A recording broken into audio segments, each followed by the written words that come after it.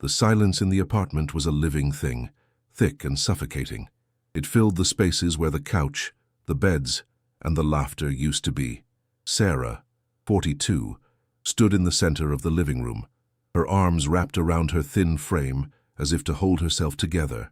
Her footsteps echoed on the bare wooden floor, a hollow sound that matched the hollowness in her chest. The air smelled of dust and finality, a faint, sweet scent of the life that had been packed away or thrown out. A brutal white envelope, the eviction notice, was still taped to the inside of the front door, its official print a stark monument to her failure. She could hear the city outside, the distant wail of a siren, the rumble of traffic, a world moving on without her, without them. She felt a familiar, sharp pain behind her ribs, the phantom limb of her husband's presence, gone now for 6 agonizing months. Her heart didn't just ache, it felt physically bruised, tender to the touch of every new memory that surfaced in the quiet emptiness. On the scratched kitchen counter, her entire world was laid out. 3 $100 bills, 1 50 dice, and a pile of coins, $350. To her right, a stack of envelopes, many of them stamped with angry red letters. Overdue. Final notice. She ran a trembling finger over the worn face of a bill, the paper thin and fragile, just like her hope.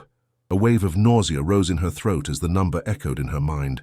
$350. It wasn't a safety net. It was a countdown timer. Her stomach twisted with a hunger she'd been ignoring for 2 days, saving the last of the bread for the children.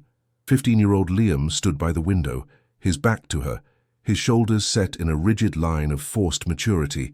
8-year-old Sophie sat on a cardboard box, humming softly to her doll, oblivious.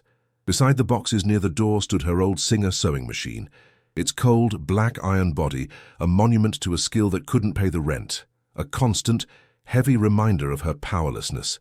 6 months. It felt like a lifetime, and no time at all since the phone call that had shattered her world. A workplace accident, they had said, a series of vague, sanitized words that did nothing to explain how her husband, a man of solid muscle and careful hands, could just be as gone. The company's refusal to pay the compensation was a second, colder death. She could still hear the condescending voice of the manager over the phone, the dismissive tone that treated her grief as an inconvenience. An invisible fire of injustice burned in her gut, a hot, acrid feeling that mingled with the cold dread of her situation. She felt a bone-deep exhaustion that no amount of sleep could cure. Her eyes were gritty, raw from unshed tears she couldn't afford to let fall in front of the kids. A small voice broke the silence. "Mommy, are we going home soon?" Sophie's innocent question struck her with the force of a physical blow. Sarah's throat closed up, the words caught behind a lump of pure, unadulterated panic. She looked at Liam, who refused to meet her gaze. At 15, he was trying so hard to carry a burden that wasn't his, the weight of their world pressing down on his still-growing shoulders. The silence between them was a chasm, heavy with everything he wanted to ask and everything she couldn't answer. He just stared out the window, his jaw tight. Then her eyes fell on Sophie, who was now carefully tucking her worn teddy bear into a small shoebox. The child's quiet resilience was both a source of strength and a source of unbearable guilt for Sarah. She felt their hunger, their uncertainty, their fear, as if it were a physical sickness inside her own body. She forced a smile, a brittle gesture that felt like it might crack her face. Her own grief was a luxury. Her own despair had to be hidden. Her only job now was to be their rock, even if she felt like she was crumbling into sand. The sewing machine watched her, a silent, iron judge of her failure to provide. The last ray of sun sliced through the grimy window, illuminating dust motes in the empty air. It was time. Taking a deep, shuddering breath that did nothing to calm the frantic beating of her heart, Sarah took each of her children by the hand. She didn't look back as she pulled the door shut. The click of the lock was a sound of absolute finality, a gunshot marking the end of a life. They stood in the hallway, their few belongings in bags at their feet. A cold gust of wind snaked down the corridor, and Sophie shivered violently. Sarah pulled them closer, her body a fragile shield against a world that had taken everything. Where do you go when you have nowhere left? What happens when you hit rock bottom with nothing left to lose but your own children? If you were in her shoes, with only $300 to your name and 2 children to protect. Where would you even begin to find the strength? If stories of survival like this resonate with you, subscribe so you don't miss what happens next. 2 days were spent in a cheap, musty motel room that smelled of stale cigarettes and desperation, the $350 bleeding away with terrifying speed. Sarah felt her sanity fraying with each passing hour, the 4 walls closing in on her. It was on the 3rd morning, as she was counting the remaining bills, a meager $190, that her cheap burner phone vibrated against the particle board nightstand. An unknown number. She almost ignored it, her stomach churning with the expectation of another creditor, but something, a flicker of instinct, made her answer. "Is this Sarah Miller?" a dry, professional voice asked. She confirmed, her own voice a hoarse whisper. The man identified himself as a lawyer from a firm in Charleston and West Virginia. He spoke of probate, of an estate, of a name she hadn't heard in 30 years. Arthur Vance, her great-uncle. The lawyer's words were a drone of legal terms, but one phrase cut through the fog of her despair. "He has left you his sole property. Hope is a dangerous, cruel thing." It bloomed in Sarah's chest with a painful, violent suddenness. A property, a house. It didn't matter where or what it was a roof, a place to stop running. The lawyer was clear that the estate had no liquid assets, just the house and the land it sat on. But to Sarah, it sounded like a kingdom. She sold her late husband's wedding band, a wrenching act that felt like a betrayal, and 2 large boxes of his tools to a pawn shop for a pittance. The transaction left a cold, hollow space in her soul, but it added another $150 to their fuel and food fund. Liam watched her, his face a mask of silent judgment and worry, but he didn't protest. He knew they had no other choice. Sarah packed their few remaining bags into their aging station wagon, carefully securing her sewing machine in the back. That she would not sell.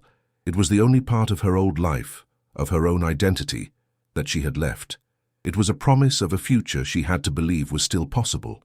The journey was a descent into another world.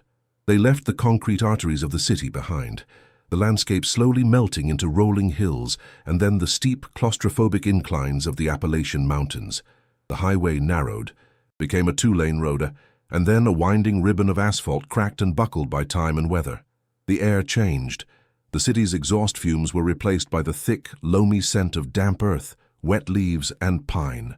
For hours, the only sounds were the weary drone of the car's engine, the hiss of the tires, and Sophie's soft breathing as she slept in the back seat. Sarah gripped the steering wheel, her knuckles white, her body thrumming with a mixture of exhaustion and adrenaline. Every mile felt like it was pulling her further away from her past failures and closer to their only salvation. She felt the hope, fragile and new, like a tiny bird cupped in her hands. She couldn't let it be crushed. She just couldn't. Liam sat in the passenger seat, a silent sentinel staring out at the blur of green. The endless trees seemed to press in on them, their branches forming a dense canopy that blocked out the sun, plunging the road into a perpetual twilight. He hadn't spoken more than a few words since they left the city. Sarah could feel his anxiety radiating off him, a tense, simmering energy. He was trying to be the man of the family, and the weight of that role was slowly breaking him. She wanted to reach out, to tell him it would be okay, but the words felt like a lie in her own mouth. What if it wasn't? What if this was just another dead end? The doubt was a cold poison seeping into the edges of her newfound hope. She pushed it down, focusing on the road ahead, on the directions scrawled on a greasy napkin. The towns they passed through were skeletal, with boarded-up storefronts and hollow-eyed locals who watched their out-of-state plates with blank, unwelcoming stares. Finally, the GPS on her phone died, its last instruction leading them to a rusted, barely legible sign that pointed down a single-lane dirt road.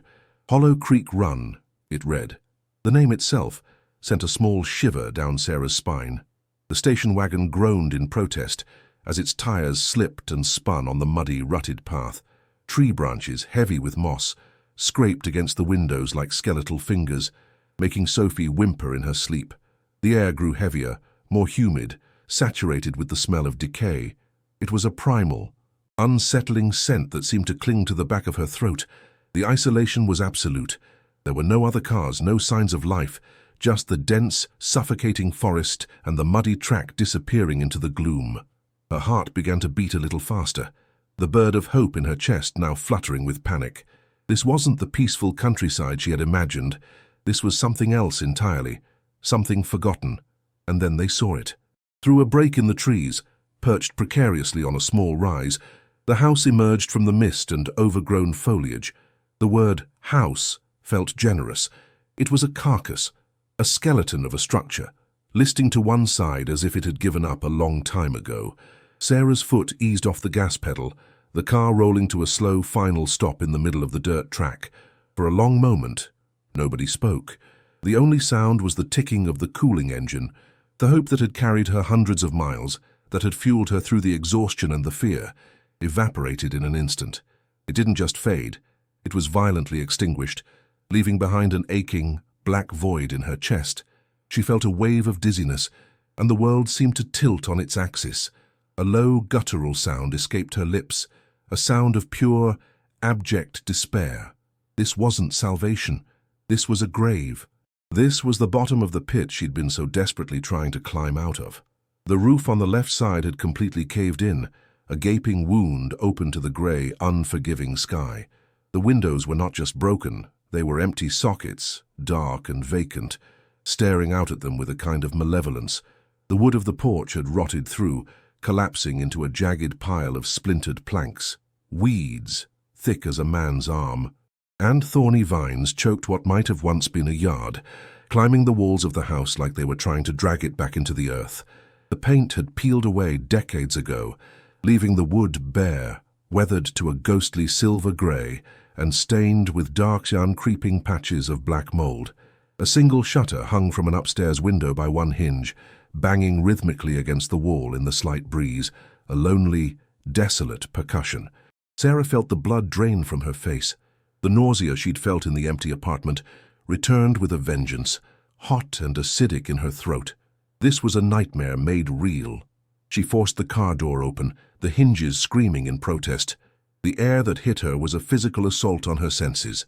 It was a suffocating blanket of dampness, thick with the overpowering stench of rot, mold, and stagnant water.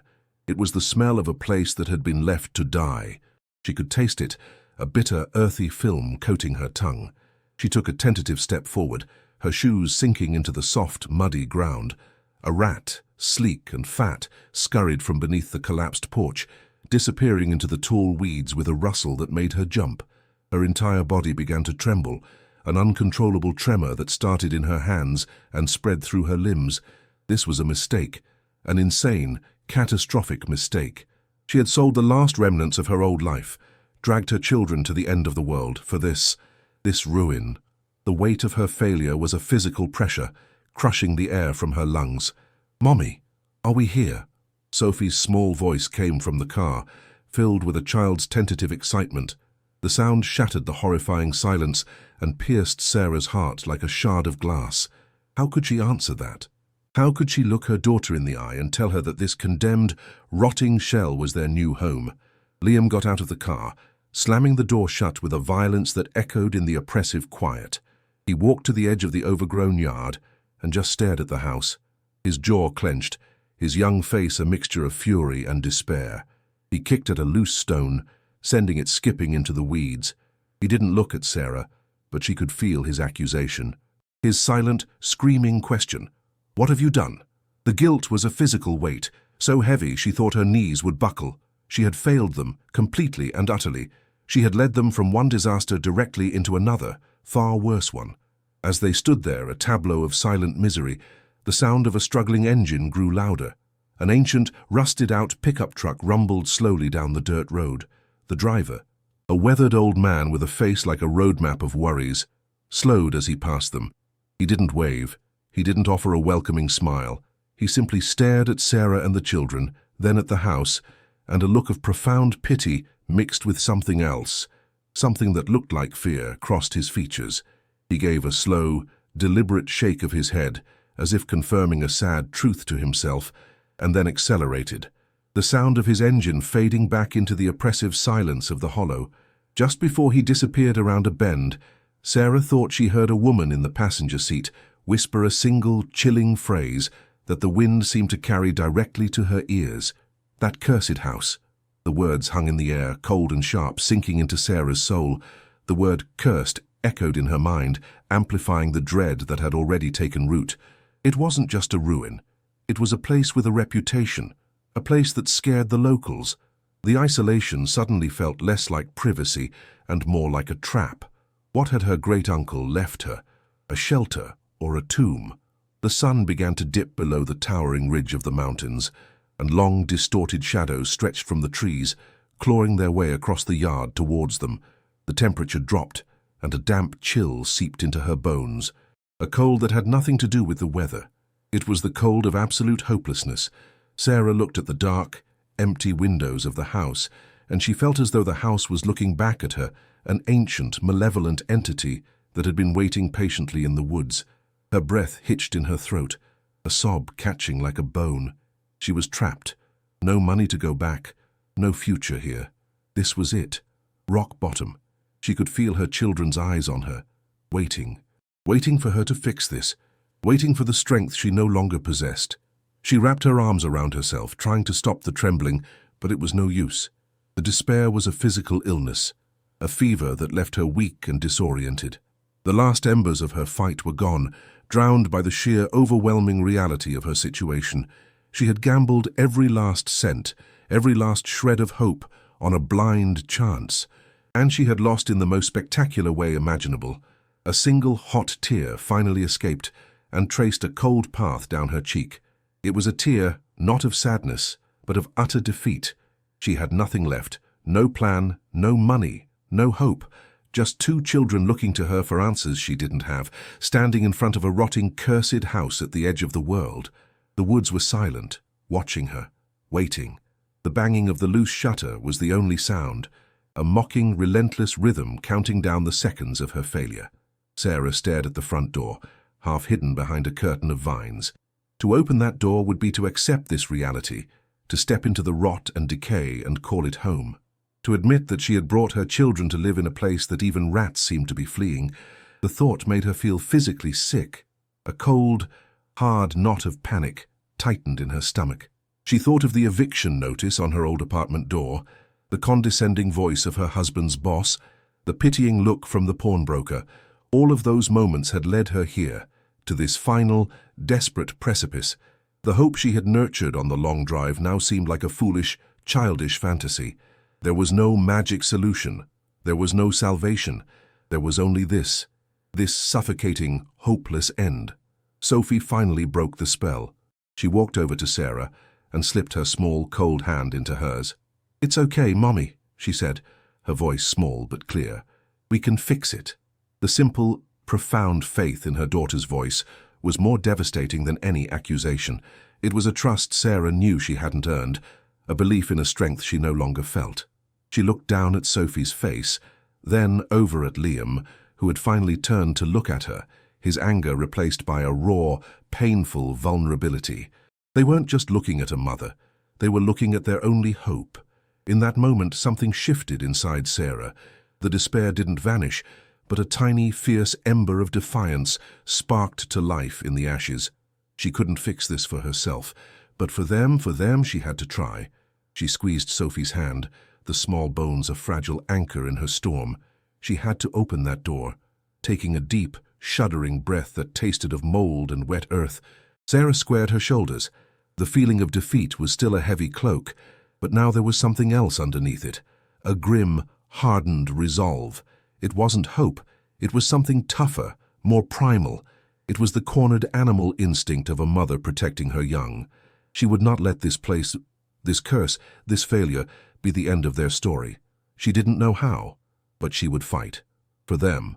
She looked from the ruin of the house to the faces of her children, her entire world contained in their frightened eyes. "Okay," she said, her voice raspy but steady. "Okay, let's go see our new home." The words felt absurd, a lie of monumental proportions, but saying them aloud was the first step.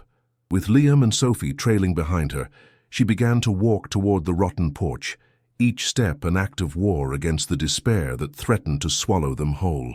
The first days were a battle fought with brooms and buckets.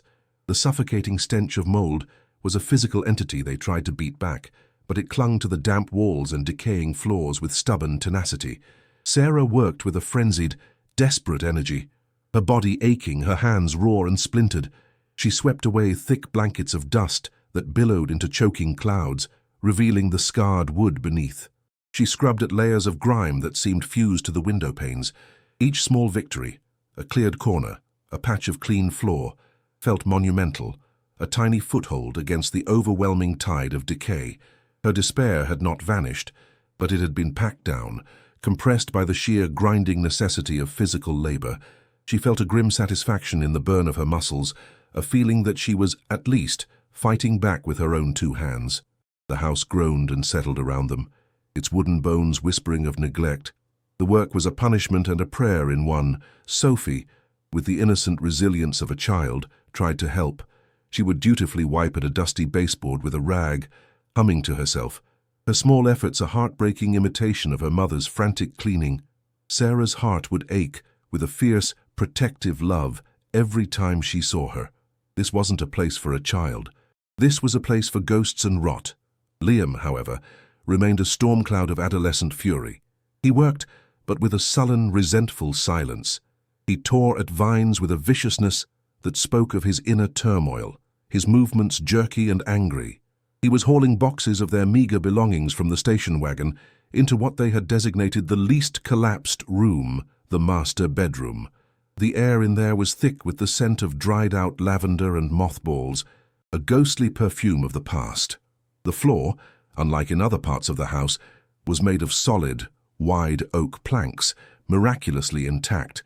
It was the one solid thing in a world of decay, a small island of stability. The accident, when it happened, was sudden and loud. Liam, his arms laden with a heavy cardboard box filled with old pots and pans scavenged from the kitchen, misjudged the uneven threshold. His foot caught, and with a choked cry of surprise, he stumbled forward. He fought for balance for a moment, a clumsy, flailing dance before crashing to his knees. The box flew from his grasp, tumbling end over end before landing with a deafening, metallic crash right in the center of the oak floor. The sound was explosive in the quiet house, a percussive boom followed by the clatter of pans. A thick cloud of dust erupted from the point of impact, momentarily obscuring Liam in a grey haze. Sarah, who was trying to wedge cardboard into a broken window frame, spun around, her heart leaping into her throat. The silence that followed the crash was even more alarming, heavy and absolute. She cried out his name, a raw sound of pure panic tearing from her lips. I'm okay, Liam grumbled, coughing as he waved the dust away from his face. He pushed himself up, brushing off his knees, his face flushed with embarrassment and anger at his own clumsiness. But as the dust began to settle, Sarah's eyes were drawn not to her son, but to the floor where the box had landed. Something was wrong. The impact had done more than just make a loud noise. One of the thick, solid oak floorboards was no longer flat. Its end had popped up, lifted a good 3 inches into the air, creating a dangerous, splintered ramp in the middle of the room. It sat there at an awkward, unnatural angle, a broken bone jutting out from the otherwise smooth surface of the floor. The integrity of the one solid place in the house was shattered. Sarah felt a surge of frustration. Another thing to fix. Another problem in an endless list of problems that threatened to drown her completely. It was too much. Liam knelt down beside the displaced board, his anger momentarily forgotten and replaced by curiosity. "Hey, look at this," he said, his voice quiet. It wasn't nailed down. He ran his fingers along the edge of the adjoining plank. There were no nail holes, no sign that it had ever been secured. The board had been held in place only by its own weight and the precise tongue-and-groove fit with its neighbors. It was strange. In a house where everything seemed to be falling apart from neglect, this one section of floor had been constructed with an unusual, hidden precision. Sarah walked over, her exhaustion momentarily forgotten, a flicker of intrigue cutting through the fog of her despair. She knelt beside Liam, her knees protesting on the hard wood. The air around the disturbed plank smelled different, a release of ancient, dry air from below, the scent of a place that hadn't breathed for a very long time. She reached out a trembling hand and touched the board. It was heavy, solid oak, cool to the touch. Liam, using both hands, lifted the plank completely free and set it aside. It was then that Sarah saw it. On the underside of the board, the side that had been hidden from view for decades, were carvings. They weren't words or pictures, but a series of deeply gouged lines and symbols, almost like a crude map or a diagram.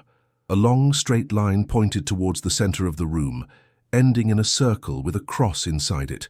Her heart gave a strange little flutter. It felt significant. This wasn't a random doodle, it was intentional. A secret mark left by someone long ago. A new question, the first not born of pure survival, bloomed in her mind.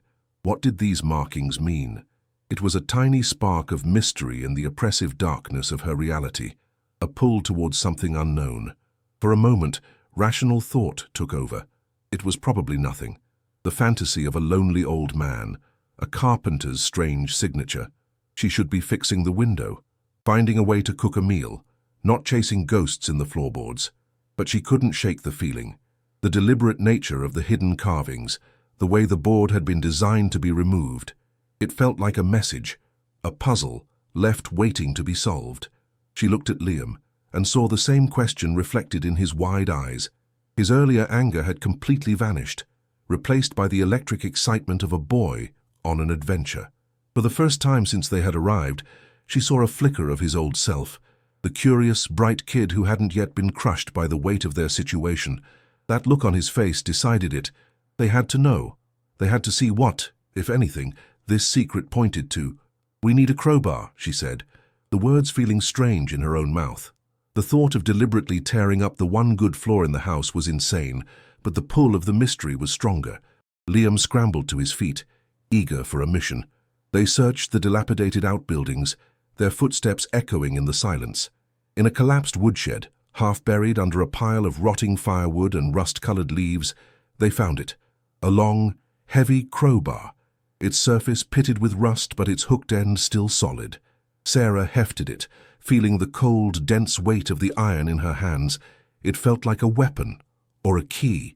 As she carried it back into the house, her heart was hammering against her ribs.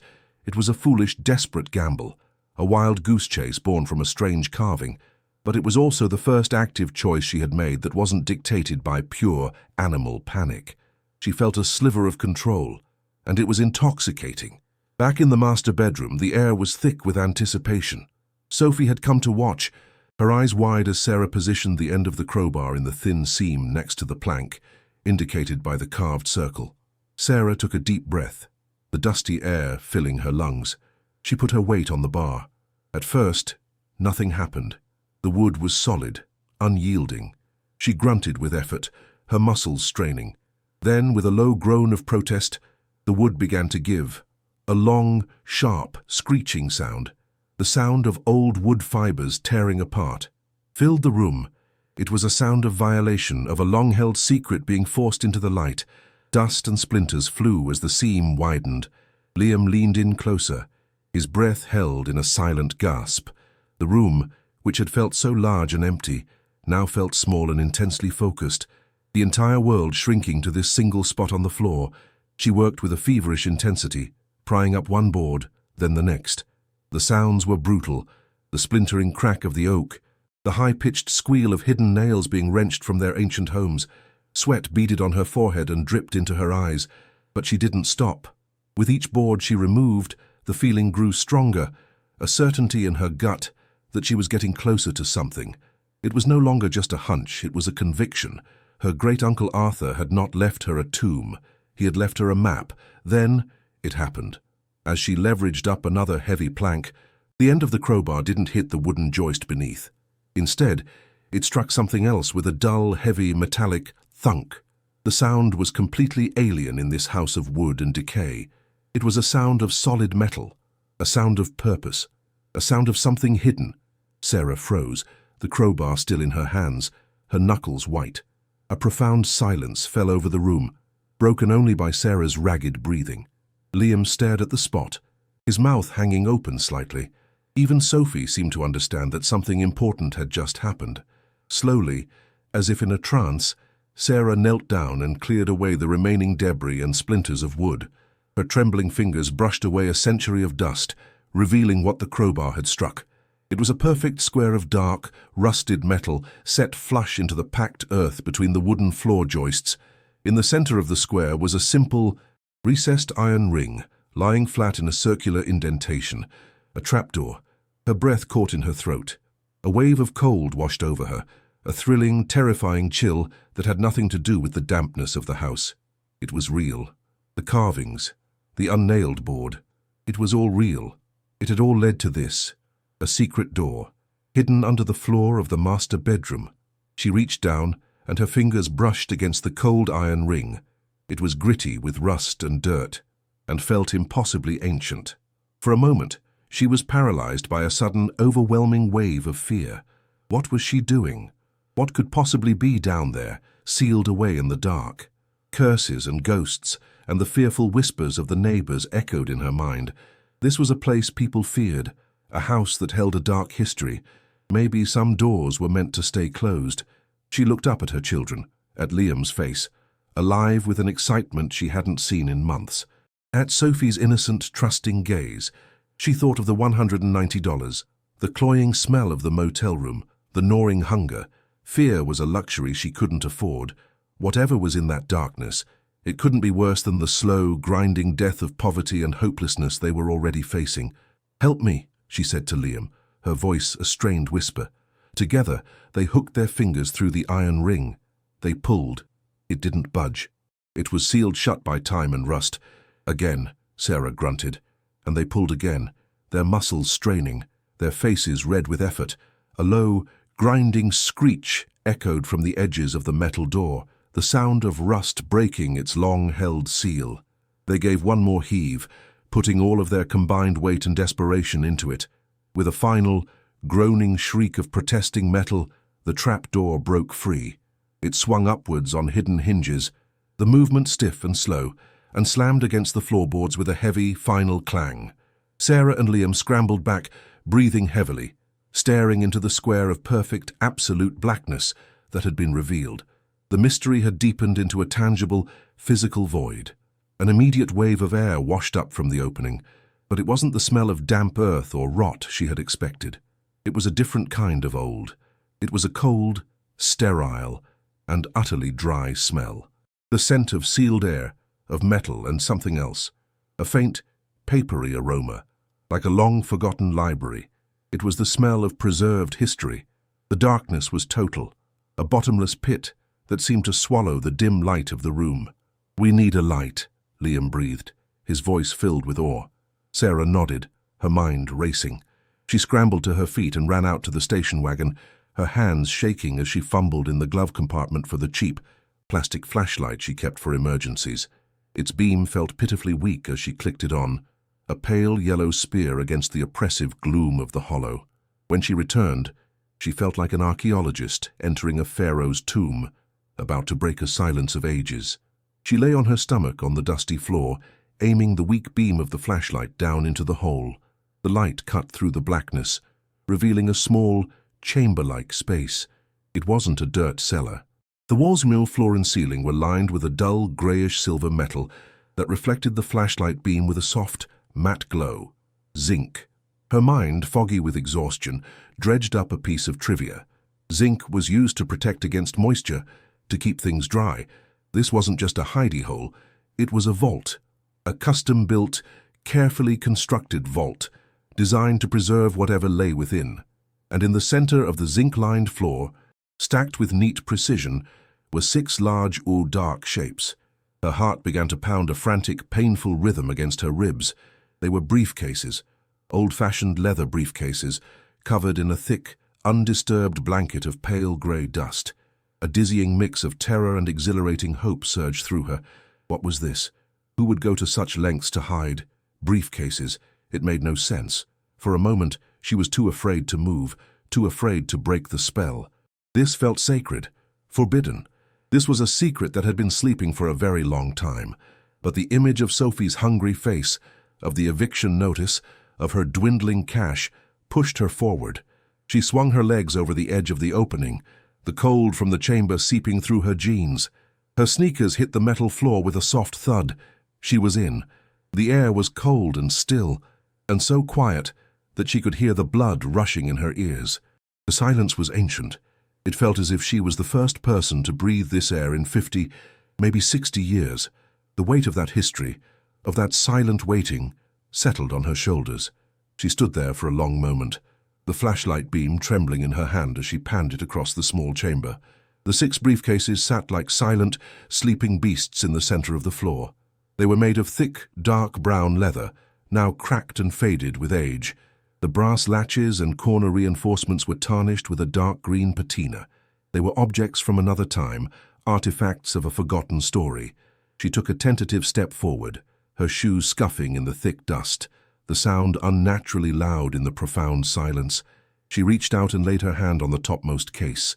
The leather was cold and stiff, the dust like a layer of fine, soft silt. Her fingers felt for the latch. It was stiff, frozen by time. She fumbled with it, her fingers clumsy with adrenaline, until it finally gave way with a small, sharp click. The sound echoed in the tiny space like a gunshot. She held her breath, half expecting an alarm to blare or the house to collapse around her. Nothing. There was only the continued, watchful silence. With a hand that shook so violently she could barely control it, she lifted the lid of the briefcase. She aimed the flashlight inside, for a heartbeat. Her mind refused to process what she was seeing. The interior of the case was filled with bricks, rectangular, densely packed bricks of a dull, heavy-looking metal. She reached in and touched one. It was cool and surprisingly heavy, with a soft, almost greasy texture. She lifted it. It was far heavier than she expected. As she brought it up into the weak beam of the flashlight, the metal caught the light and gleamed with a deep, soft, unmistakable color, a warm, a rich buttery yellow. It wasn't a brick. It was an ingot of solid gold. The flashlight fell from her numb fingers, clattering onto the metal floor. The beam now pointed at the ceiling, plunging the contents of the briefcase back into shadow, but the image was seared into her retinas. Gold, an impossible, absurd, life-shattering amount of gold. Her knees gave out, and she sank to the floor of the vault, her back against the cold zinc wall. A sound escaped her lips, a hysterical cross between a laugh and a sob. It couldn't be real. This was a dream, a hallucination brought on by hunger and stress, but the weight of the ingot still in her lap was undeniable. It was a solid, tangible piece of a new reality. She scrambled for the flashlight and shone it back into the case. It was all real, bar after bar of it. She frantically opened another briefcase, more, and another, all of them. All 6 briefcases were filled to the brim with solid gold bars, a king's ransom, a dragon's hoard. She sat there for what felt like an eternity, surrounded by a fortune so vast it was meaningless, her mind simply unable to grasp the scale of it. It was a solution to every problem she had, and the source of 1,000 new ones she couldn't yet imagine. Who did this belong to? Why was it here? As her breathing slowly returned to normal, her eyes, now accustomed to the dim light, noticed something else. Tucked neatly into the side pocket of the first briefcase she had opened, almost hidden beside the stacks of gold, was a book. It was a thick, hardcover volume, bound in dark green leather, and next to it, in another case, was a worn manila folder, bulging with old yellowed papers. The gold was a shock, a raw, physical blow to her senses. But these items, they felt different. They felt like the answer. The gold was the what. The diary and the documents, and they were the why. With trembling hands, she reached for the book. The leather cover was worn smooth at the corners, and the spine was embossed with 2 faded gold initials, A. V. Arthur Vance, her great-uncle. A shiver traced its way down her spine. This was his story. This was his secret. She slowly opened the cover. The first page was filled with elegant, slightly slanted cursive. The black ink faded to a rusty brown. The date at the top of the page read October 12, 1946. Her breath hitched. This was a story that had been waiting in the dark for over 70 years. The gold was a fortune, but this diary, this was something more. It was a voice from the past. She then picked up the folder. It was brittle, and the corners crumbled to dust as she touched it. Inside, she could see the edges of official-looking documents, property deeds, legal letters, all written on the same yellowed in ancient paper. The air in the vault suddenly felt heavy, not with the weight of gold, but with the weight of secrets. The gold was a treasure, yes, but it felt tainted, dangerous. The presence of the diary and the documents confirmed it. This wasn't a simple inheritance. This was a burden. A story of how this impossible fortune came to be hidden beneath the floor of a rotting house in the middle of nowhere. The questions multiplied, each one more urgent than the last. Who was Arthur Vance, really? Where did the gold come from, and why did he hide it instead of spending it? The discovery of the gold had solved her money problem in the most surreal way imaginable. But as she held the diary in her hands, she had a chilling premonition that her real problems, her most dangerous problems, were just beginning. The mystery of the house was just the first chapter. She looked at the gold, then back at the diary. The initial dizzying euphoria of the discovery was already fading, replaced by a cold, creeping sense of dread. This much money, hidden this well, could only be tied to something terrible, something criminal, something dangerous. She was no longer just a desperate mother trying to survive. She was the guardian of a secret that had been kept for decades, a secret that someone, somewhere, might still be willing to kill for. The realization hit her with the force of a physical blow. The pitying, fearful looks from the neighbors, the whispered words about a cursed house. It was all starting to make a terrifying kind of sense. The curse wasn't supernatural. It was the long, dark shadow cast by the hoard of glittering, silent gold that now surrounded her. She gathered the diary and the folder of documents, holding them to her chest as if for protection. The gold could stay here in the dark. For now it was the story she needed, the truth. She had to understand what she had stumbled into. She had to know what kind of danger she had just brought down upon her children. Slowly she climbed out of the vault, her body feeling heavy and old. She carefully replaced the heavy trapdoor, the sound of its metal edge meeting the frame seeming to seal her fate. She instructed a wide-eyed Liam to help her replace the floorboards, trying to make the room look as undisturbed as possible. They worked in silence, the air between them thick with the unspoken gravity of their discovery. The joy and excitement of the initial find had evaporated, leaving behind a tense, fearful quiet. They were no longer just poor. They were in trouble. Later that night, with the children sleeping fitfully in the same room, their soft breaths the only sound, besides the wind moaning outside, Sarah sat at the rickety kitchen table. The single candle she had lit cast long, dancing shadows on the wall, making the dilapidated room feel even more menacing. In front of her, laid out on the grimy wood of the table, were the diary and the documents. Her heart pounded a slow, heavy rhythm in her chest. She felt like an intruder, a trespasser on a history that wasn't hers, but it was hers now. Her great-uncle had left her the house, and with it, he had left her this terrible, glittering secret. She took a deep, shaky breath, the air tasting of dust and fear. With a trembling finger, she opened the diary to the first page, ready to let the ghost of Arthur Vance finally speak. The house was silent, waiting. The story was about to begin. The flickering candlelight cast dancing, monstrous shadows on the peeling walls of the kitchen, making the small space feel both intimate and menacing. Sarah's hands, smudged with century-old dust, trembled as she held the leather-bound diary open. The air was thick with the scent of old paper, a dry, slightly sweet aroma of time itself. Her great-uncle's handwriting, a looping, elegant script, began with a tone of pride and duty. October 12th, 1946, she read aloud, her voice a hushed whisper. The cargo has arrived. It is a heavier burden than I imagined, but a necessary one for the cause. The leader assures me this gold will build a new world from the ashes of the old.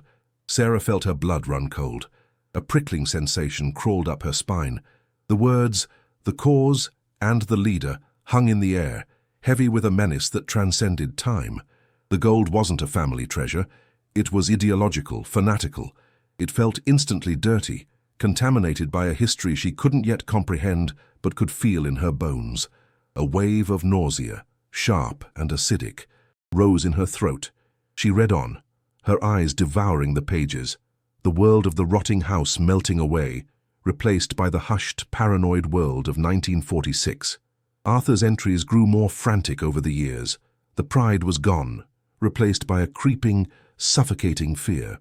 "They are not visionaries," he wrote in a cramped, hurried script dated 1951. "They are vultures. They call themselves the Sons of the Mountain, but they are nothing more than thieves in patriots' clothing." Sarah's heart hammered against her ribs. The diary explained the gold's origin with chilling clarity, a final, desperate payload smuggled out of a collapsing Germany by a cell of die-hard Nazi sympathizers who had settled in the isolated hollows of Appalachia. They were waiting, Arthur wrote, for a Fourth Reich that never came. He was not their compatriot, but their chosen guardian, a local man with a solid reputation, entrusted with hiding their blood money. She felt a profound and sudden pity for this ghost, this man trapped by a terrible choice made in his youth. The story darkened with every turn of the brittle page. Arthur detailed how the leader of the group, a man named Alistair Thorne, began to use the gold not for some grand political purpose, but for his own enrichment. Sarah had to stop, her breath catching in a ragged sob. She pressed her cold fingers to her lips, the reality of the words on the page settling in her stomach like a stone. "He uses the power of this cursed treasure to strangle the life from our neighbors," Arthur wrote in a 1955 entry. "He offers them pennies for their land, and if they refuse, a barn burns. A well is poisoned. A hunting accident befalls a son. They are good people, driven from their homes by fear." Sarah's entire body went rigid. The fear the locals had shown her, the whisper of a cursed house. It wasn't about ghosts. It was about this man, this Thorne. The gold wasn't just hidden here. It had been weaponized to systematically destroy an entire community, one terrified family at a time. The house felt colder, the shadows deeper. With a deep sense of dread, she put the diary aside and reached for the bulging manila folder. Her fingers trembled as she pulled out the yellowed, fragile documents. They were property deeds, dozens of them, from the 1950s and 60s. Each one represented a family's home, a lifetime of work, signed away for sums that were nothing short of insulting. $50 and $100. The paper was so brittle it threatened to crumble into dust at her touch. The scent of ancient injustice seemed to rise from the folder, a dry, musty smell of forgotten sorrow. Beside the typed legal language, Arthur had made his own notes in the margins in tiny, spidery script. "Coerced," he wrote next to one deed. "Their boy fell from a hayloft, no witnesses." Beside another, "Refused to sell. Their livestock died of a mysterious sickness 3 weeks later." They signed the next day. Sarah felt bile rise in her throat. This wasn't just a record of transactions, it was a ledger of human suffering. She was no longer a bystander to history. She was holding its evidence. The names on the deeds swam before her eyes. MacLeod, Soule, Gentry. They were the names she had seen on weathered headstones in the small, overgrown cemetery she had passed on the way into the hollow. These weren't just names on paper. They were the ghosts of this place, the families whose lives had been stolen by the power of the gold hidden beneath her feet. The weight of this knowledge was a physical pressure, crushing her. She felt an overwhelming connection to her great-uncle Arthur, his guilt and horror echoing across the decades, speaking directly to her. He hadn't left her a fortune. He had left her a confession and a responsibility. The gold wasn't a gift. It was a ticking time bomb, and she was now sitting directly on top of it, the silence of the house pressing in on her from all sides. Her own poverty, her own desperation, suddenly felt small, dwarfed by this epic generational crime. The next morning, the sun did little to burn away the chill that had settled deep in Sarah's bones. The world looked different now, tainted by the knowledge of what lay beneath the floor and what had been done in its name. She was watching Liam and Sophie play in the one clear patch of the yard when the sound reached her. It was a low, powerful rumble, completely alien to the sputtering engines of the local pickup trucks. It grew louder, a confident, expensive purr. A moment later, a car emerged from the trees, gliding down the muddy track. It was a pristine, gleaming black 1960s Lincoln Continental, its chrome sparkling even in the dim light of the hollow. It looked like a shark cruising through a swamp. Sarah's heart leaped into her throat, and she instinctively pulled Sophie closer to her side. The car came to a silent, smooth stop not 20 feet from her. This was not a neighbor. This was trouble. Her entire body went on high alert, a primal instinct screaming at her to run. The driver's door opened with a solid, satisfying thud. A man emerged, unfolding himself from the seat with a slow, deliberate stiffness that spoke of old age but not of frailty. He was tall and skeletally thin, dressed in an impeccably tailored grey wool suit that was utterly out of place in the wildness of the hollow. He must have been 80, his face a web of deep lines, his skin stretched thin over sharp cheekbones. He leaned on a silver-handled cane, but it seemed more like a prop, a scepter of authority than a necessity. As he approached, a faint, incongruous scent of expensive cologne and mothballs cut through the damp, earthy air. His eyes, a pale, washed-out blue, were like chips of ice. They scanned the ruined house, then Sarah, and then her children, a flicker of cold appraisal in their depths. A smile touched his thin lips, but it was a reptile smile, all teeth and no warmth. Sarah felt a genuine physical chill, a cold dread that had nothing to do with the morning air. "Mrs. Miller, I presume?" he said, his voice a dry, cultured rustle, like old leaves skittering across pavement. He didn't offer a hand. "I am Alistair Thorne. My family has owned most of the land in this hollow for generations. I heard we had a new arrival and wanted to extend a personal welcome." The name hit Sarah with the force of a physical blow. Thorne, the name from the diary, the architect of all that pain. She felt the blood drain from her face, a wave of dizziness making the world tilt. This was him, the son, the heir to the empire built on stolen land and whispered threats. She fought to keep her expression neutral, to hide the storm of terror and revulsion that was churning inside her. Her mind raced. Did he know? Did he know what she'd found? Or was this a test? She could feel his icy gaze on her, probing, searching for weakness. Her throat felt tight and dry, and she couldn't force a single word out. Liam had stopped playing and was now standing beside her, his young face wary and protective. Thorne's smile widened slightly, as if he could sense her fear and was savoring it. "Quite a project you've taken on here," he said, gesturing with his cane towards the collapsed roof. "This place, it has a lot of sad history. Arthur Vance was an old friend of my father's, a troubled man in the end, always was a bit of a dreamer."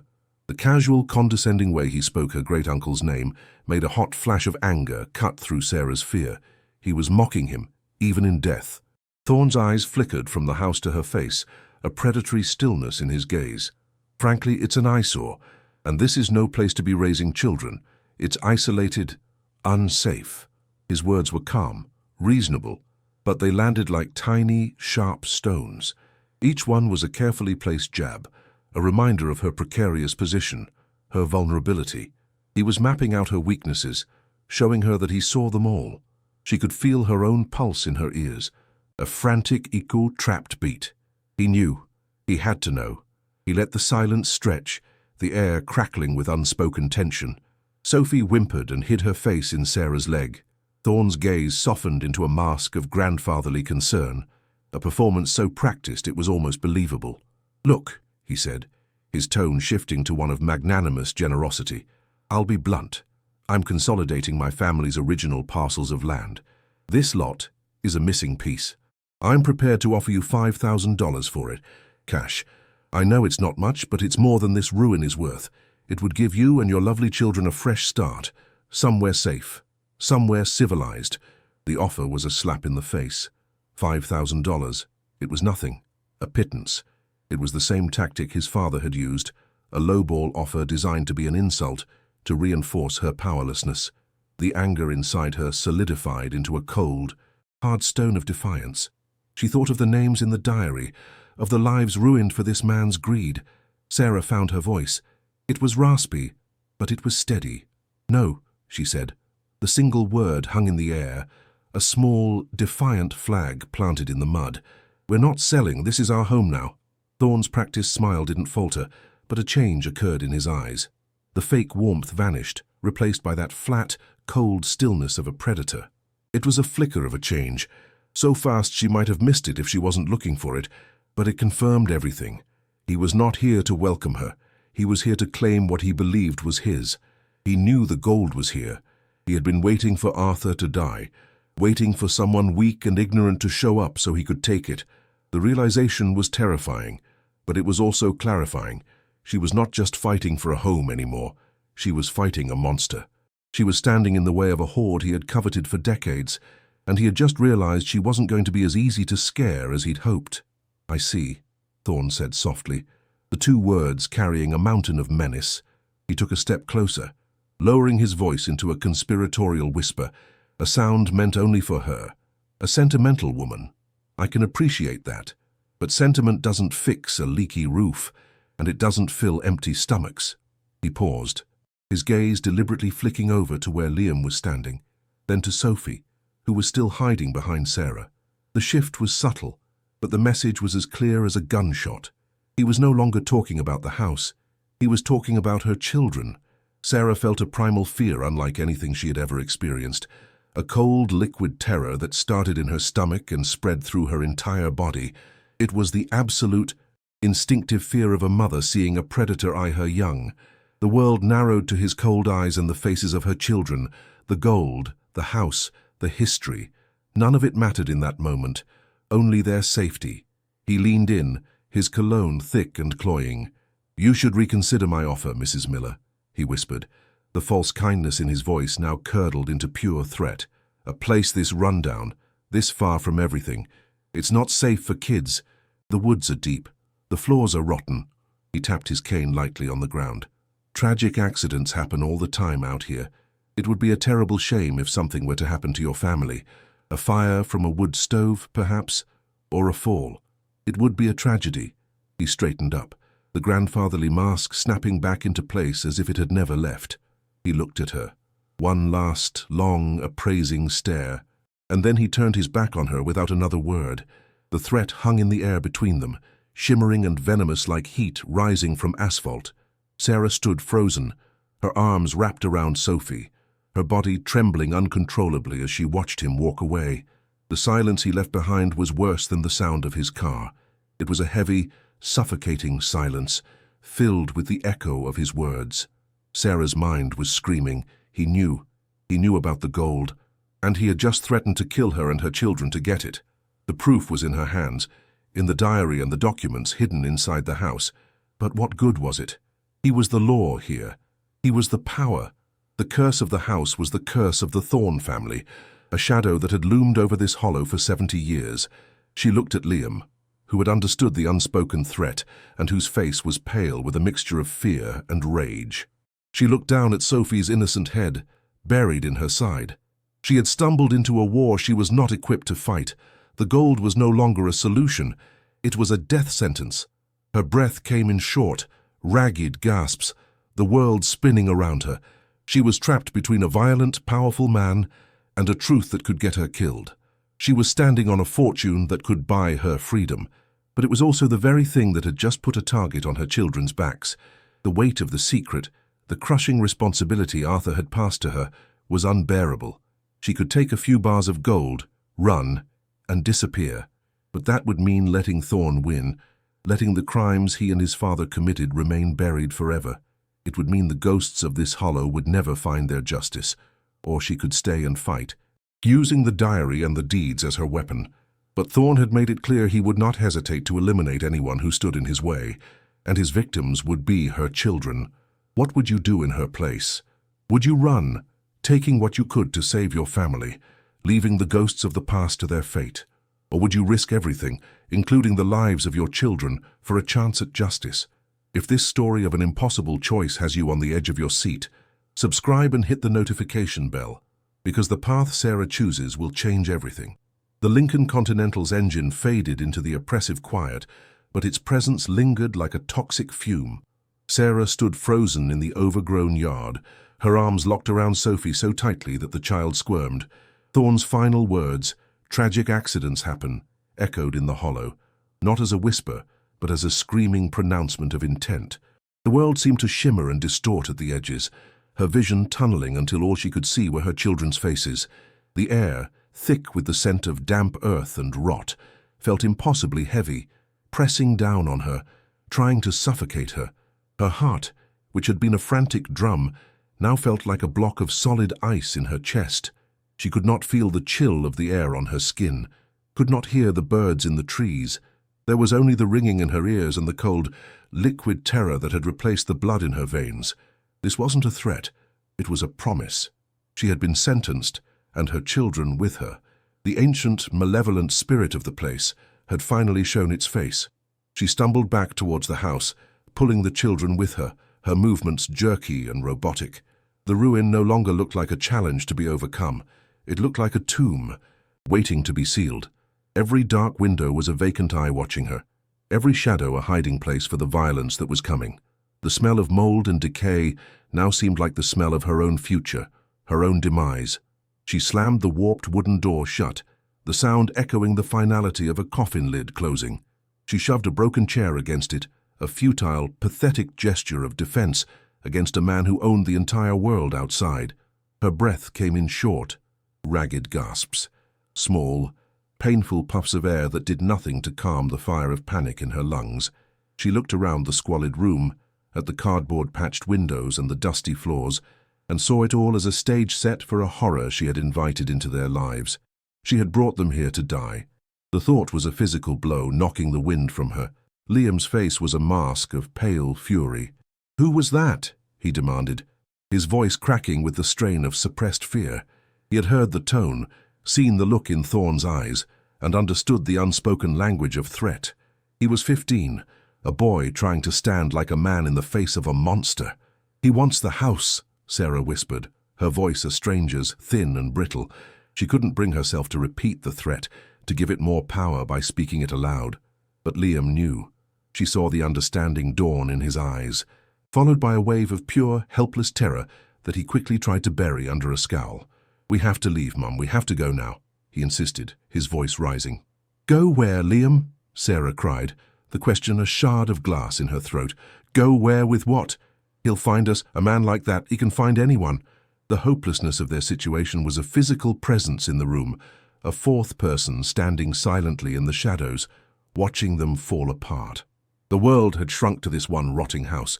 Her mind raced, a chaotic storm of fear and fractured thoughts. The diary, the documents, the gold. They were a weapon and a motive, a shield and a target. She rushed to the loose floorboards in the bedroom, her hands shaking so badly she could barely grip the edges. She pried them up, the familiar screech of wood, a fresh assault on her nerves. She stared down at the trapdoor, at the cold iron ring that was the key to their destruction. With a surge of desperate strength, she heaved it open, the heavy clang echoing her own panicked heartbeat. She looked at the briefcases, the hoard of cursed gold gleaming dully in the gloom. It wasn't a treasure. It was an anchor, weighing them down, holding them here for the slaughter. She grabbed the diary and the folder of documents, her fingers brushing against the cold, heavy leather of the briefcases. She slammed the trapdoor shut, replaced the floorboards, and then frantically looked for a new hiding place. Nothing was safe. She ended up shoving the diary and the folder deep inside her sewing machine case, nestled between spools of thread and fabric scraps. It felt horribly inadequate, but it was the only thing in this house that was truly hers. As the afternoon sun began its descent, the light slanting through the grimy windows turned from gold to a bruised, bloody orange. The shadows in the hollow grew longer, darker, stretching like greedy fingers towards the house. The oppressive quiet of the woods, which had once felt isolating, now felt predatory. Every rustle of leaves was a footstep. Every snap of a twig was a gun being cocked. Sarah felt a primal, animalistic fear begin to take hold, the terror of a cornered prey animal that knows the predator is circling, waiting for the cover of darkness. She felt watched from every direction, the ancient trees themselves seeming like silent, grim-faced witnesses to the horror that was about to unfold. There was nowhere to run, nowhere to hide. The sun finally vanished completely behind the steep ridge, plunging the hollow into an abrupt and profound darkness. The world outside the broken windows became a wall of impenetrable black. It was then that the knock came, a soft, hesitant rap, rap, rap on the front door. Sarah's heart stopped. Not a beat, a full, painful stop. Every muscle in her body locked, her blood turning to ice. It couldn't be. Not yet. It was too soon. Liam froze, his eyes wide with terror, looking at her for a sign, for a plan she didn't have. Sophie, sensing the sudden spike in tension, began to cry, a soft, frightened whimper. Sarah clamped a hand over the child's mouth, her own breath held in a silent, screaming prayer. "Go away. Please, just go away." The knock came again, a little louder this time, more insistent. It was the sound of a patient hunter, a patient executioner. She was sure it was Thorn, come to deliver his final ultimatum himself. Slowly, silently, Sarah crept towards the door, her body screaming at her to run the other way. The rotting floorboards under her bare feet were cold as grave dirt. She peered through a wide crack in the warped wood of the door frame, her eye pressed against the splintery opening. The moon had risen, casting a weak, silvery light over the porch. She could see a figure standing there, a silhouette against the darkness. It wasn't the tall, skeletal frame of Alistair Thorne. It was a smaller, stooped figure, leaning heavily on a gnarled walking stick. Her mind frantically tried to place him. Then she recognized him. It was the old man from the pickup truck, the one who had looked at her with such profound pity and fear. A new wave of anxiety washed over her. A neighbor. At this hour, after what Thorne had said, it felt like another trap, another piece of this nightmare she couldn't understand. She remained frozen, silent, her heart pounding a deafening rhythm. The man must have sensed her presence. "Mrs. Miller," a voice called, a dry, reedy rasp that was surprisingly steady. "My name is Caleb. I live just down the run. I saw Thorne's car." The name, spoken into the darkness, was like a key turning a lock. He wasn't a threat. He was a witness. With trembling fingers, Sarah fumbled with the broken chair she'd wedged under the knob and pulled the heavy door open a few inches. The screech of the hinges protesting loudly in the night. The man, Caleb, stood there, bathed in the pale moonlight.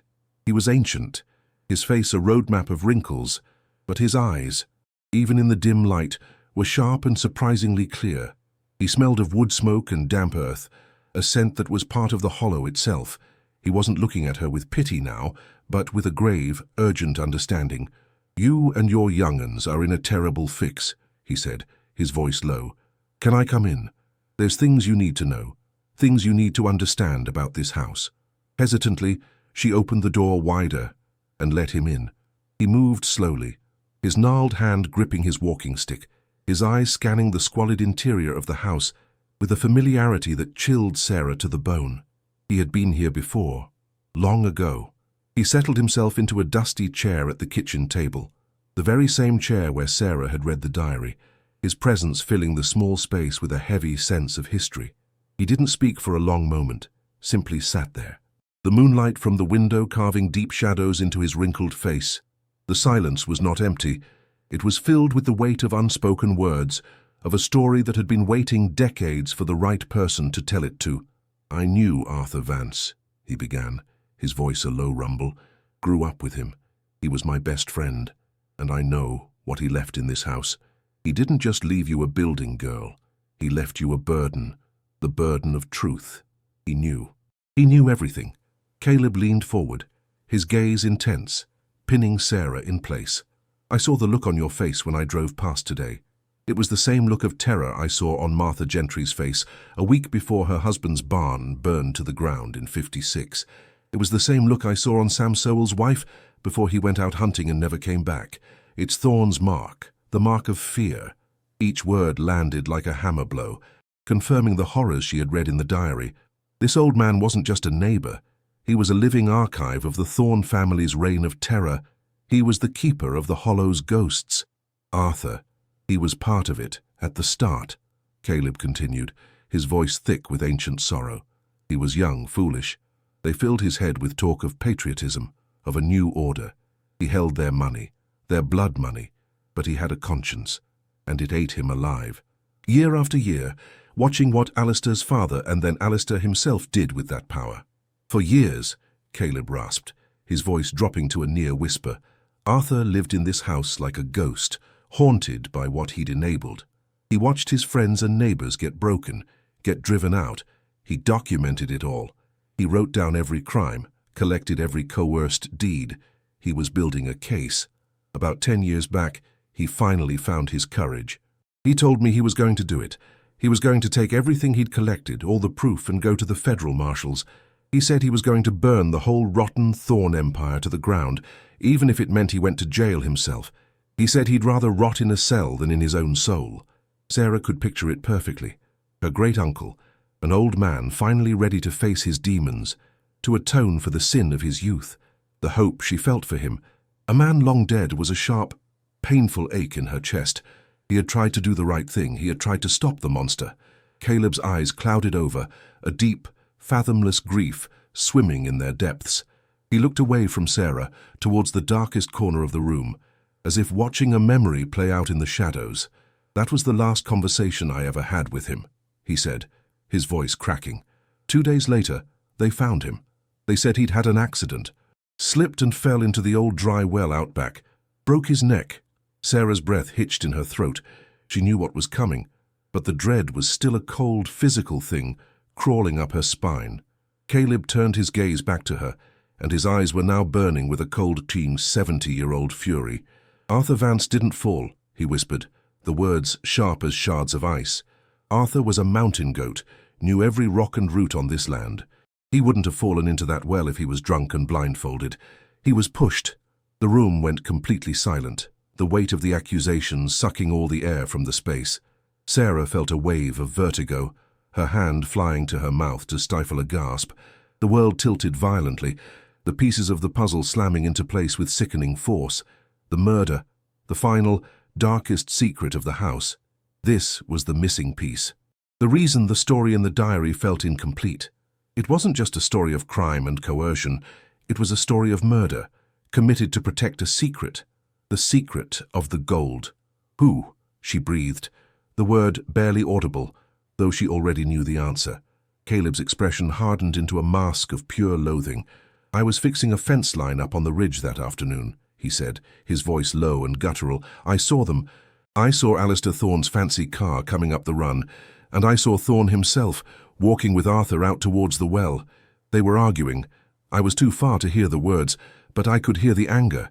Then I saw Thorne shove him. A single, violent push.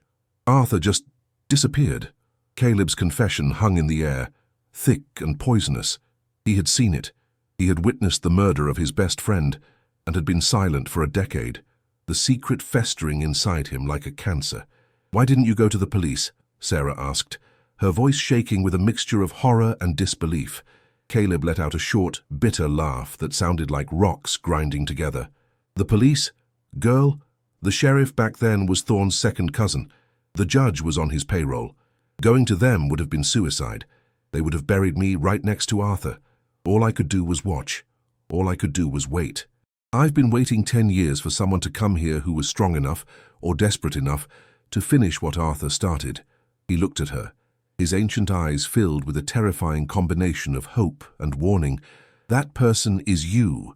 But you must understand, Thorne didn't just kill Arthur to get the land. He killed him to get the gold, and he knows it's still here." Sarah stared at him, her mind reeling. The house wasn't cursed with a ghost.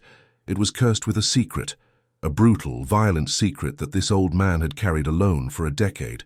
The whispers of the locals, the fear in their eyes, it was the collective trauma of a community that knew a killer lived among them, a king ruling from a throne of stolen land and buried bodies.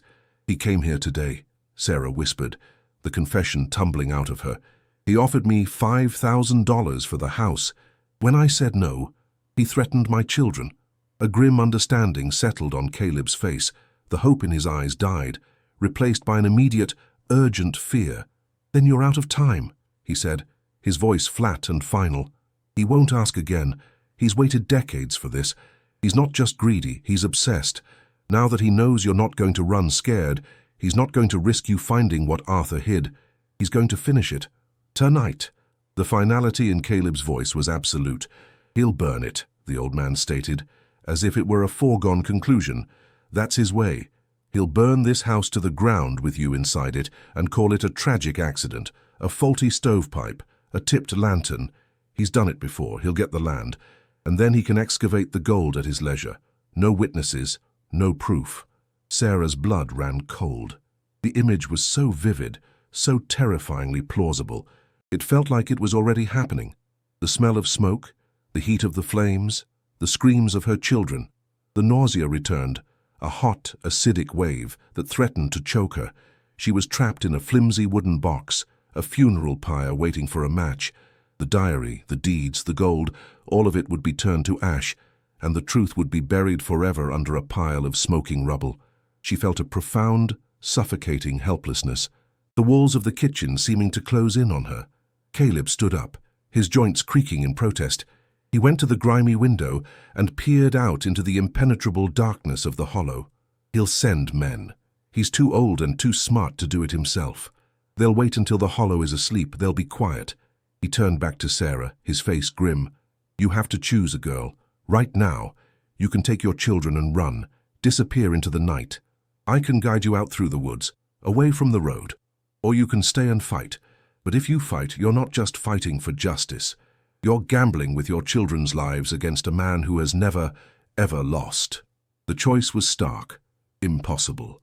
Run, and let the monster win. Let Arthur's death and 100 other crimes go unpunished. Stay and risk becoming another one of Thorne's ghosts, another tragic story whispered in the hollow for years to come. Her heart felt like it was being torn in two. What was justice worth? Was it worth Sophie's laughter? Was it worth Liam's future? She looked at her sleeping children, their chests rising and falling in the peaceful rhythm of innocent sleep. They were so vulnerable. Her love for them was a physical pain, a fierce primal ache in her core. How could she risk them? How could she possibly put them in the path of such evil? But then she thought of the names in the diary, the generations of families broken by Thorne's greed. She thought of Arthur, murdered and thrown down a well, his desperate plea for justice hidden in the dirt for a decade. If she ran, Thorne would win. He would get the gold, and his power would be absolute, untouchable. The cycle of fear and violence would continue, and she would have been the one who had the power to stop it and ran away. Her own freedom would feel like a prison, haunted by the ghosts she had abandoned. The weight of Caleb's expectation, of Arthur's legacy, settled on her shoulders. Caleb watched her, his expression unreadable. He had laid the history and the choice at her feet, and now he was waiting. The house was utterly silent, the quiet before a storm. The air was thick with tension, so palpable it felt hard to breathe. Sarah felt as if she were standing on a cliff edge in the dark, with one path leading to a life of haunted safety, and the other leading to either righteous victory or fiery annihilation. Her entire life had been a series of reactions, of being pushed and pulled by circumstances. The eviction, the inheritance, the discovery. For the first time, she had to make a proactive choice, a choice that would define not only her own life, but the fate of the entire hollow. The fear was a living thing inside her, a cold, coiling snake in her gut. But underneath the fear, a new feeling was hardening, a cold, sharp, diamond-hard rage. He had threatened her children. That was a line that could not be uncrossed. The decision settled in her soul. She would not run. She would not let him win. She owed it to Arthur. She owed it to the ghosts in the cemetery. Most of all, she owed it to her children to show them that you do not bow to monsters, even when you are terrified. She looked at Caleb, her expression hardening with a resolve she didn't know she possessed. I'm not running, she said, her voice low but clear and steady. He will not chase us from this house. This is our home. We will fight. A flicker of something, respect, perhaps even pride, lit up the old man's eyes. He gave a single, sharp nod. All right then, he said. Then we'd best be ready. They'll come from the woods, not the road. They'll be counting on you being asleep. Our only advantage is that we know they're coming. We have to be watching, we have to be listening. The alliance was forged, not with a handshake, but with a shared, desperate purpose in the dead of a terrifying night. Suddenly, a sound cut through the silence. It wasn't from inside the house. It was distant but sharp and frantic. A dog barking, not a casual, lazy bark, but a high-pitched, hysterical torrent of noise. It was a sound of pure alarm. That's Bess, Caleb said instantly, his head snapping towards the window. My dog. She doesn't bark like that for raccoons. She only barks like that for strangers. The blood in Sarah's veins turned to ice. They're here. The words screamed in her mind, a silent, piercing shriek. The theoretical threat had just become a clear and present reality. Caleb moved to the door, peering out again. They're on the ridge behind the house, he whispered, his voice tight. Now they're coming. The adrenaline hit Sarah like a physical blow, a jolt of white-hot energy that vaporized her fear and replaced it with a preternatural clarity. The time for choices was over. The time for survival had begun. She moved with a speed she didn't know she had. No more tears, no more trembling. Her mind was a machine, calculating, processing. The children, the proof, escape.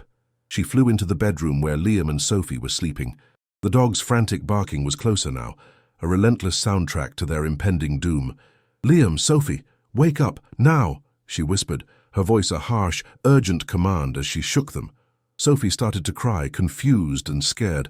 Liam sat bolt upright, his eyes wide with the instant understanding of a soldier hearing an alarm. "Mum, what is it?" he asked, his voice thick with sleep. "They're here," she said, the words stark and terrible. "The men. We have to go now, no noise." She pulled them from the bed, their small bodies trembling in the cold night air. The raw, animal fear was back, but it was different now. It was a fuel, propelling her forward.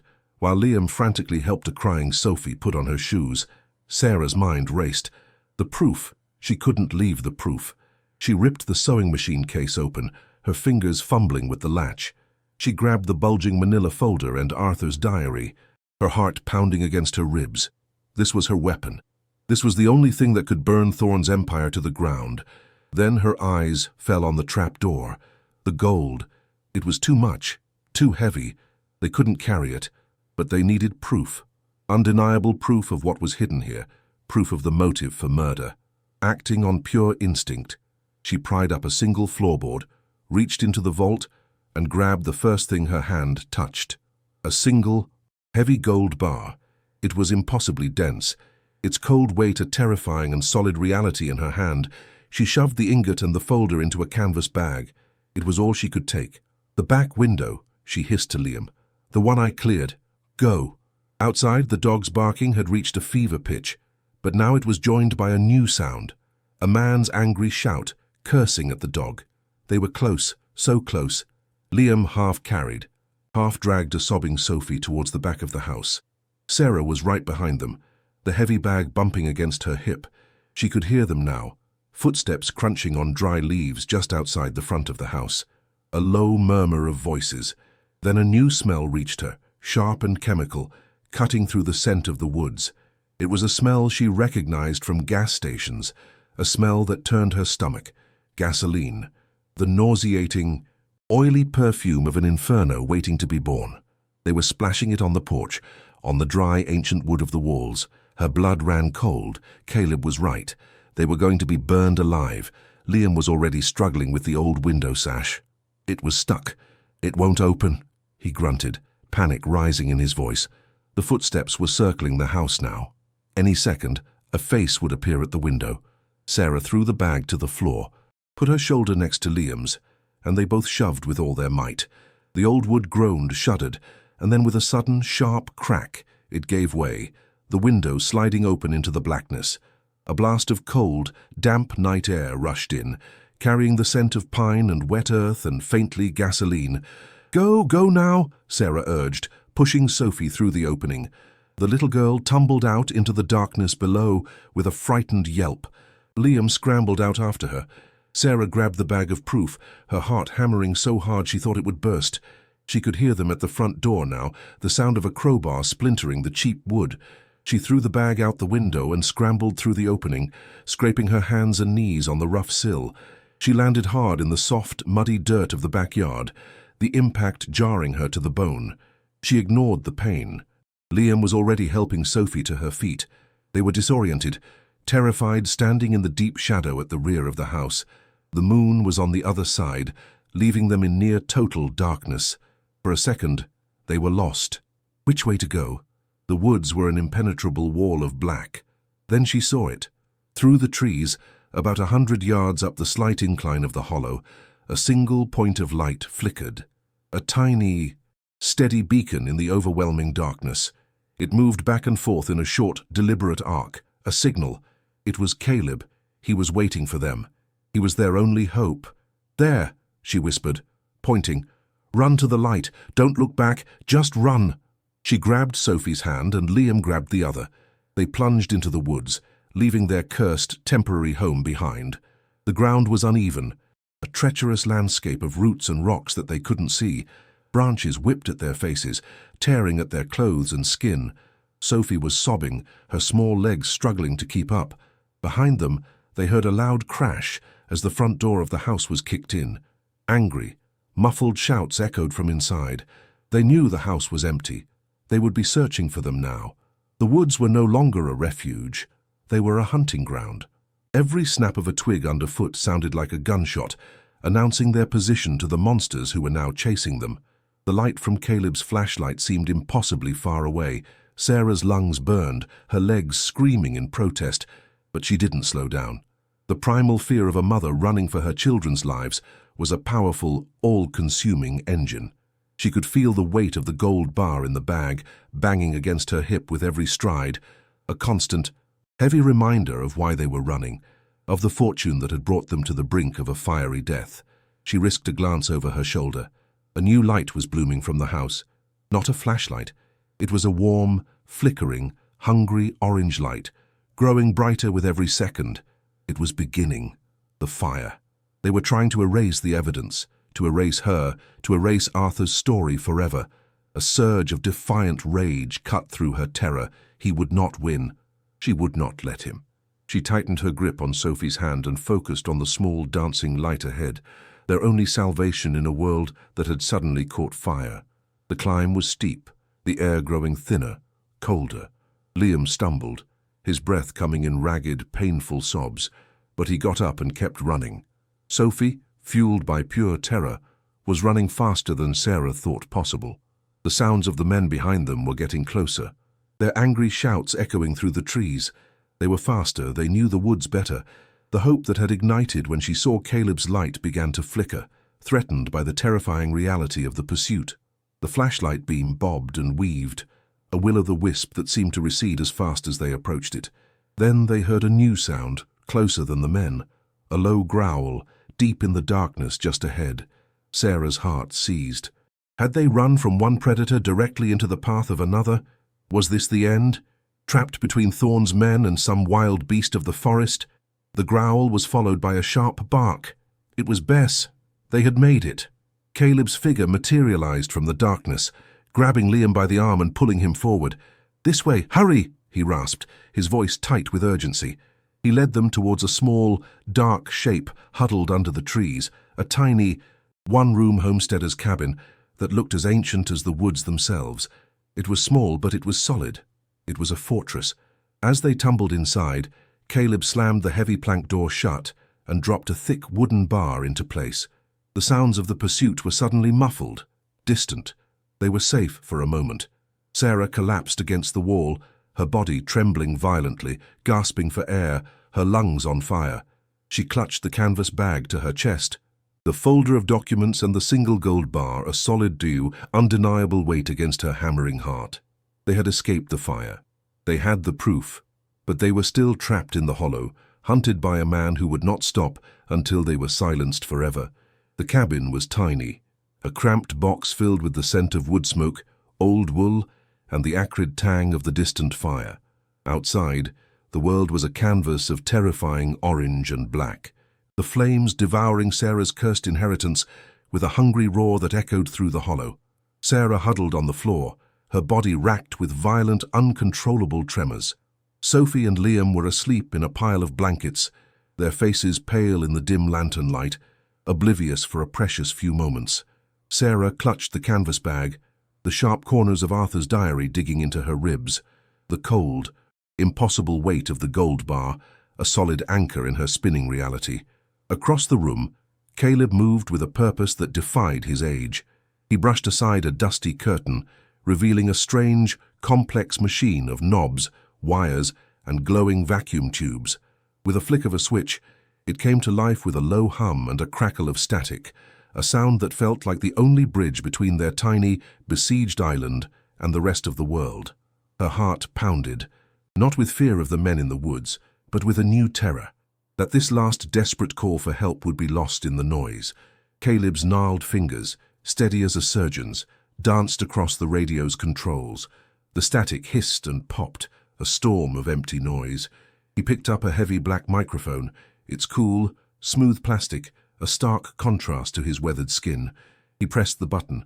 "Sparrowhawk calling Nighthawk," he said, his reedy voice suddenly clear and strong, cutting through the electronic chaos. "Sparrowhawk calling Nighthawk. Do you copy? Over."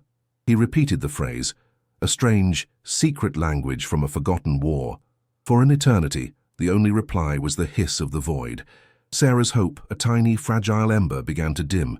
The men could still be out there. The fire was still burning. This could be a ghost calling to another ghost. Then, a faint, tinny voice, warped by distance and atmosphere, broke through the static. "Nighthawk copies. Sparrowhawk. It's late for you, old man.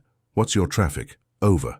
It was a voice from another planet, a world with laws and electricity and safety. It was the most beautiful sound Sarah had ever heard. A choked sob of pure relief escaped her lips. Caleb didn't waste a second. The coded language was gone, replaced by a torrent of raw, urgent information. His voice never wavered as he laid out the entire nightmare. "David, listen to me. No time. I'm with a woman, Sarah Miller, Arthur Vance's great niece. She found it all. The diary, the deeds, the gold, Nazi gold, son." He paused, letting the words sink in across hundreds of miles. "Alistair Thorne knows she has it. He tried to burn her and her children alive tonight. They're here, with me. The house is gone. You remember what I told you about Arthur's death? This is it. This is the proof. You need to make the call. Now." On the other end, the silence was profound. The tinny voice returned, stripped of all casualness, now sharp as a razor. "Stay inside. Bar the door. Do not engage. I'm making the call. Sit tight, Grandpa. Help is coming." The radio went silent, but the quiet it left behind was filled with a terrifying, vibrant promise. For the first time in months, Sarah felt she wasn't falling, but was standing on solid ground, waiting. The minutes stretched into hours. The terrifying orange glow outside faded to a dull, pulsing red, then to blackness, leaving only the sickening smell of wet, smouldering ash hanging in the air. Sarah sat with her children, watching their peaceful, sleeping faces, a fierce, protective love warring with the cold dread in her stomach. Every creak of the old cabin, every rustle of a night creature in the woods, sent a fresh jolt of panic through her. What if they hadn't been believed? What if it was too late? The silence of the hollow pressed in, a heavy blanket that threatened to smother the tiny spark of hope Caleb's call had ignited. Just as despair began to reclaim its hold, a new sound began. It was a faint, rhythmic thump, thump, thump, a sound that didn't belong to the forest. It grew louder, a percussive beat that seemed to vibrate in her bones, a sound from the world of steel and power. Caleb looked at her, a grim smile touching his lips. "That ain't a whippoorwill," he whispered. A brilliant white light suddenly sliced through the cabin window, so bright it hurt her eyes. The world outside erupted. The rhythmic chopping became a deafening roar as a black helicopter descended over the smoking ruins of the house, its searchlight turning the night into a stark, bleached day. Simultaneously, the sound of multiple engines tore up the dirt road, their tires churning the mud. Headlights from a convoy of black SUVs cut through the trees, trapping two figures near the road in their blinding glare. Thorne's henchmen. They froze like animals in the light, their hands flying up in a universal gesture of surrender. Men in dark uniforms with the letters FBI emblazoned in bright yellow on their backs swarmed out of the vehicles, moving with a silent, terrifying efficiency. The sharp, metallic clicks of handcuffs being ratcheted tight were the sweetest music Sarah had ever heard. It was over. The siege was broken. She slid down the wall to the floor, her legs no longer able to support her, and wept. They were tears not of sadness or fear, but of a profound, soul-shaking relief that washed through her, cleansing her of the weeks of accumulated terror. As dawn painted the eastern sky a bruised purple, the FBI raid on Alistair Thorne's mansion was swift and silent. They found him in his library, a cathedral of dark wood and leather-bound books. He was wearing a silk dressing gown, a crystal glass of amber liquid in his hand, watching the distant pillar of smoke rise from Sarah's property, with a look of serene, reptilian satisfaction. When the heavily armed agents burst through the double doors, his expression of placid power shattered. It crumbled into a mask of pure, indignant shock, then into the sputtering, pathetic fear of a bully who had just met a bigger one. His threats, his power, his decades of untouchable authority evaporated under the cold, professional gaze of the lead agent. When Sarah, escorted by an agent, presented Arthur's diary and the folder of deeds, the color drained from Thorne's face. He was led away in handcuffs, the silver handle of his cane clattering uselessly to the polished floor. The king was dethroned, his empire of fear collapsing into dust around him. The investigation that followed was like a dam breaking. Arthur Vance's meticulous diary was a key that unlocked a Pandora's box of corruption. The FBI used it to trace Thorne's network, uncovering the stolen fortunes of dozens of families hidden in a web of shell corporations and offshore accounts. The vast hoard of gold was recovered from the zinc-lined vault under the ashes of the house and seized as smuggled Nazi assets. But the greatest victory belonged to the ghosts. Caleb's grandson, David, used the diary and deeds to file a landmark class-action lawsuit. One by one, the descendants of the families Thorne had terrorized and dispossessed had their ancestral lands returned. The cursed hollow was reborn, the long shadow of the Thorne family finally banished by the light of a truth that had refused to be buried. Standing at the edge of the hollow before she left, Sarah felt a gentle breeze, and for a moment she imagined it was the collective, grateful sigh of generations, finally at peace. Arthur's burden was lifted, his long overdue justice finally served. For her role in the recovery of the illegal assets, the federal government awarded Sarah a finder's fee. The check they handed her had so many zeros she couldn't process it at first. It was a nonsensical, impossible number that felt more like a clerical error than a reality. It was enough to banish the memory of counting her last few dollars in a dusty, empty apartment forever. She bought Caleb a new truck and a state-of-the-art radio system, a tearful goodbye to the reclusive old man who had become her unlikely savior. Then she, Liam, and Sophie climbed into their old station wagon for the last time. As they drove away from the hollow, the air inside the car didn't smell of desperation or fear. It smelled of the future. Liam stared out the window, not with sullen anger but with a quiet awe. Sophie, strapped into her seat, was humming a happy, tuneless song. Sarah gripped the steering wheel, her knuckles white, not with tension, but with the sheer, overwhelming joy of a future that was now, finally, entirely her own. 6 months later, the scene is not a rotting ruin, but a sun-drenched townhouse on a quiet, tree-lined street. The air is filled with the warm, comforting scent of baking cookies and lemon-scented floor polish.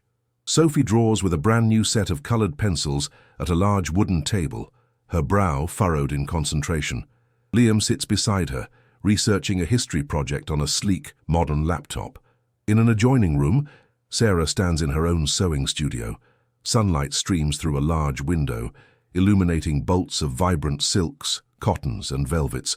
The soft, rhythmic hum of her new, computerized sewing machine is a happy, industrious sound. It's a world away from the silent, judgmental iron of her old singer. She runs her hand over a piece of deep blue velvet, its texture impossibly soft and luxurious. She closes her eyes, feeling the peace settle deep in her bones. The gnawing ache of hunger, the cold knot of fear, they were ghosts from another life, a life that belonged to a different woman. She brings a platter of warm cookies into the living room, and the smile on her children's faces is worth more than all the gold in Appalachia. The suffocating silence of their old life has been replaced by laughter, by the easy, comfortable sounds of a family that is whole and safe. She had walked into the darkest corner of a forgotten history, faced down a monster who had ruled for generations, and had not only survived, but had triumphed. She had reclaimed her future, her children's future, and the soul of an entire community. Her story proves that no darkness is absolute, and that the fiercest courage is often forged in the hottest fires of despair. If you believe that one person's refusal to surrender can change the world and want to hear more unforgettable stories of justice and redemption, then subscribe to our channel and ring the notification bell. You won't want to miss the journey we take you on next.